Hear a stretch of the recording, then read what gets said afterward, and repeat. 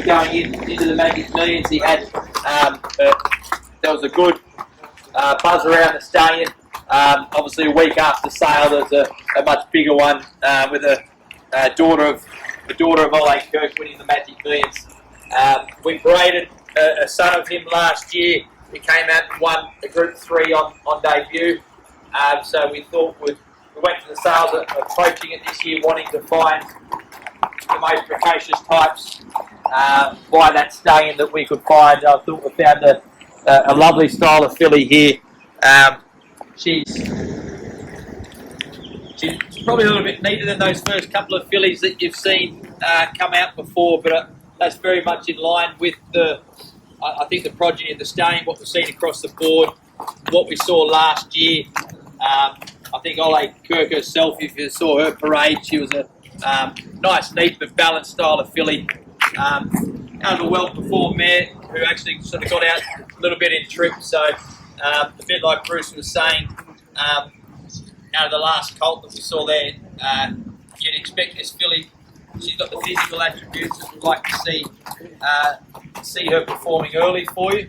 But I think even on the stallion side, Ole Kirk, he was a very good 1400 metre to 1600 metre horse. So I think whatever she can do at 2, you're only going to see the best of her as she trains on it at 3. But she's off a farm in New Haven Park who we've just had continued success and made it sound like we're repeating ourselves, but it's a great formula. We go back to where we've had a lot of success from. Our 2-year-old runner this year in the Magic Millions was off that farm, which she was purchased for $60,000. This filly again, in terms of the sale average, I thought was still very good value. Even though she's a neater style of filly, she looks like she's got a big action, the way she carries herself and the way she covers the ground. So can't wait to see her.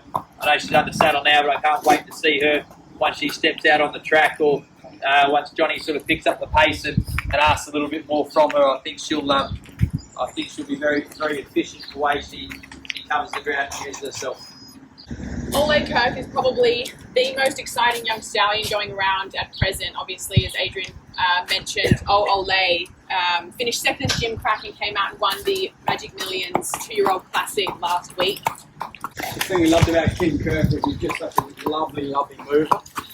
And this filly was the same on the parade. She was highly marked right across the board. Every single one of our team gave her a really high mark.